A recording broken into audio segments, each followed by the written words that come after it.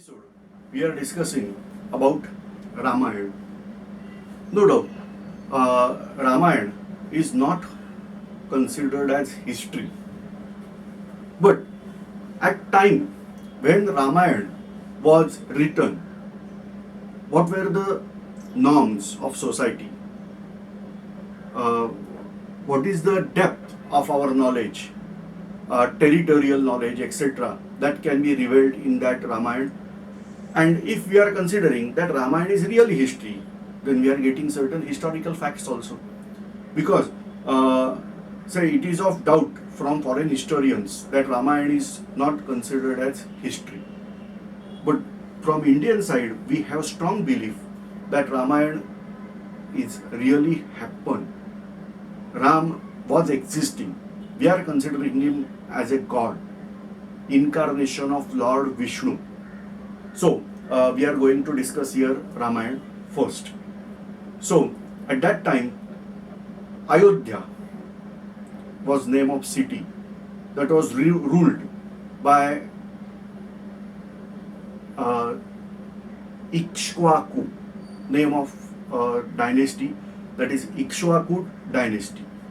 So, that was considered as ancient dynasty, one of the ancient dynasty in India. In present day, Ayodhya is there in Uttar Pradesh state of India. Now, there was a king named as Dasharath. Now, name indicate Dasha stands for 10 and Rath means chariot, a vehicle. So, named as Dasharath, he was having 3 wives: Kausalya, Kaikai. Here, one must be very clear that in those days, or even till Mughal rule, the specific name of queen was not mentioned in the written part many times. Say for example, Kausalya. There is a state, we are saying it is Mahajanapada in Uttar Pradesh only, named as Kosala. So most probably we can say that she was from Kosala, so named as Kausalya, or it is mentioned as Kausalya. Kaikai. There was a territory named as Kekai Desh. Kekai Desh was somewhere near Afghanistan, modern days. Northwest part of Pakistan or Afghanistan. In that part, some territory that is called as Kekai. So most probably Kaikai must be there from that part. In those days, that part was there in India only. We are considering this as Bharatvarsha. And among that, whatever the territories are there, we are considering that belong to India. So, Kekai Desh or Kaikai. Now, this way, the names of queen also indicate the territories. Now, out of that, every wife was having their own son from Dasharath. At time, Kausalya was having son as Lord Ram, whereas Kaikai was having son as Bharat. Now, Ram was, we are considering incarnation of Lord Vishnu. It is said in epic that there was Asur named as Ravana, is also called as Dashanana. Asur, we can say that Asurs were from Assyria. If you are going through Bible, then also we are getting various references from Asur or Assyrian Empire. We are getting certain names of Asur, named as Asur Banipal, Asur Mahipal, Asur Nasirpal, so like that. So maybe possible we are considering Asur at that time, but how we can say that Asur were ruled over Sri Lanka. Their capital was at Sri Lanka. He was ruling from Sri Lanka.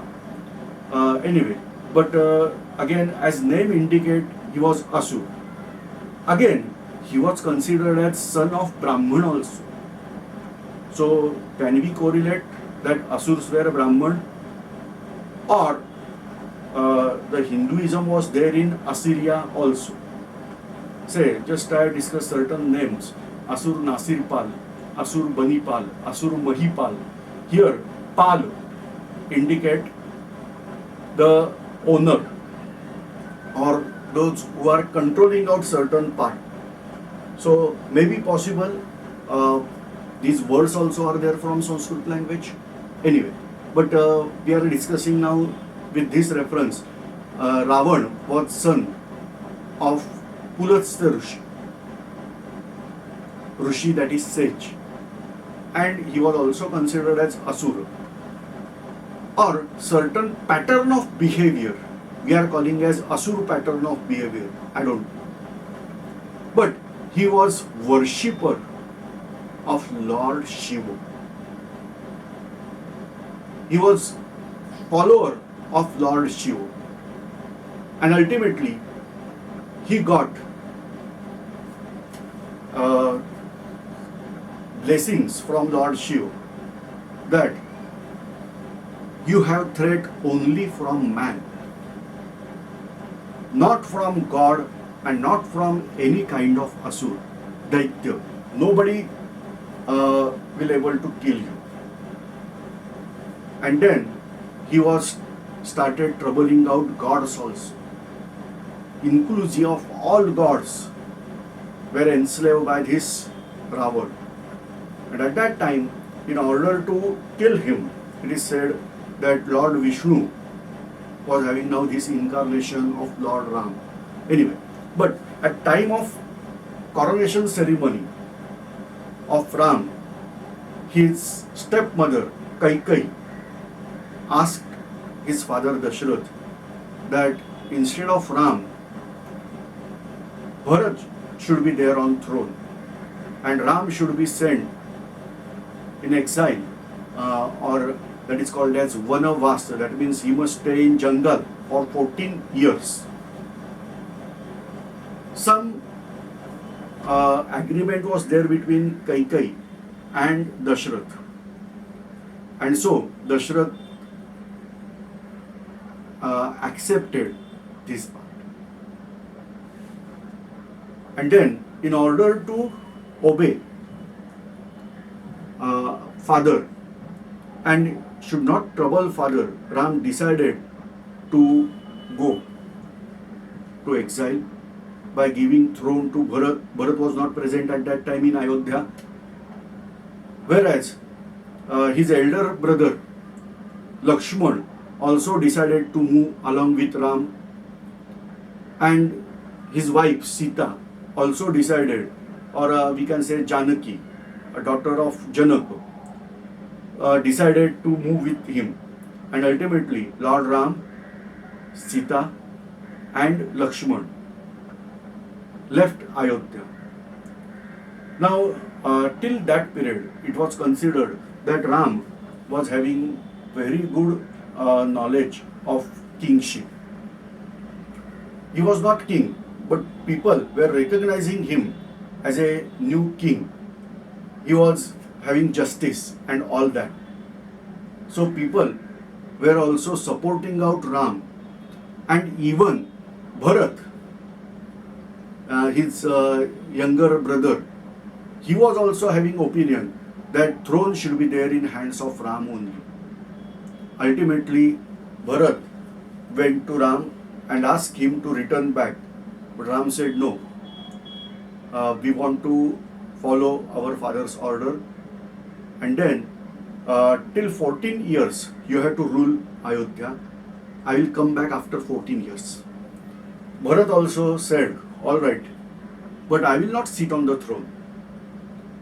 I will be the caretaker of this kingdom. So this was actually a relationship between step brothers at that time. Anyway, but because of this shock, uh, Dashrath passed away.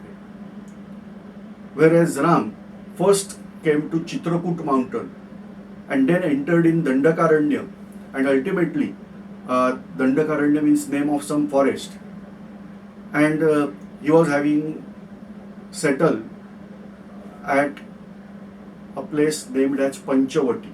In modern days, this place is there in Maharashtra, Nashik district, where Ram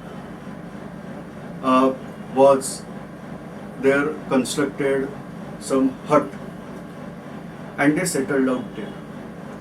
At that time, this territory was tortured by people of Ravana,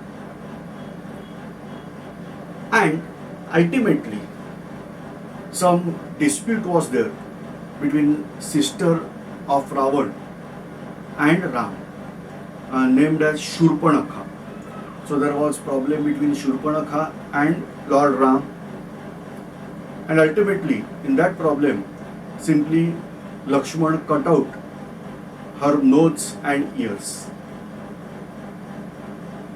Ravan became angry and then decided to defeat Ram. Ram should surrender him, and for that purpose, by making some plan, he managed to take over Lord Ram's wife, that is Sita or Janaki, from Dandakaranya, from Panchavati to straightway Lanka. It is said that Ravan used his aeroplane at that time. Name of aeroplane was Pushpak, and with help of that Pushpak aeroplane, he carried out Sita from Nashik district to Sri Lanka. When Ram realized that, Ram decided to go to Sri Lanka, and in between that he was helped. It is said that by Vanara. Vanara means apes or monkeys. So he was helped by Vanara. But we should not consider immediately that Vanara means having tail and all that. That means monkeys were having tail and all that. May be possible. Some kingdoms, those who are settled, or some people, those who are settled in this forest part, may be considered their flag as indicated by Vanara or monkeys. Like we are in modern days also, many times we are referring out Australians as kangaroo, New Zealanders as kiwis, like that. So maybe possible some flag of these people holding monkey, or maybe possible their symbols were in form of monkey, so they were called as Vanara. Or in Sanskrit we can say the people, those who are staying in Vana, Vana means forest, so they must be Vanara. We don't know. But he was helped by Sugriva, later become king of this Vanar kingdom. Ram helped him to kill his brother Vali, and then Sugriv helped Ram with his army. Along with that, his general Lord Hanuman. And then they managed to reach at Rameshwar, modern days. It is in Tamil Nadu. First, they sent some message to Ravan to rescue his wife, but simply Ravan refused out. Ravana's brother, named as Bibhishana, he changed his side. From Ravana's side, he came to Rama's side. Then ultimately, there was war between Ravan and Ram. And finally, all the army of Ravan was destroyed, along with his powerful brothers.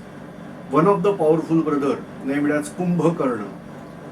By reading at that epic lines, we can consider Kumbhakarna was not only brother, he was fighting with huge machinery, something like tank or giant robo, like that was their Kumbhakarna.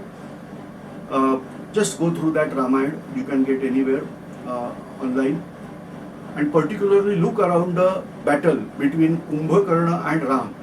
You will realize that Kumbhakarna is name of person fighting with help of machines. Even Ravana's son Meghnad or Indrajit, he was also killed before starting out his sacrifice. So maybe possible sacrifice, that means actually they used to assemble some huge machinery. Like that descriptions are there, and before getting fulfillment of this assembly, he was killed.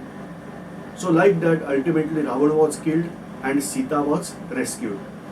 Then by help of this Pushpak aeroplane, Ram travelled from Sri Lanka to Ayodhya, whereas he was welcomed by his brother and he started ruling out here again.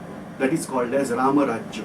In Indian concept, the ideal kingdom is considered as Rama Rajya. This is a brief I am able to explain. This is the original piece of Ramayana. After certain years, another piece was joined, that is called as Uttarakanda. Uttarakanda means what happened after this, and various concepts were mixed out and introduced over there. But original Ramayana ends over here. So this way we are discussing about certain epics. In next episode we are going to discuss about Mahabharata, another epic. These all things are necessary in order to understand Indian culture and Indian history.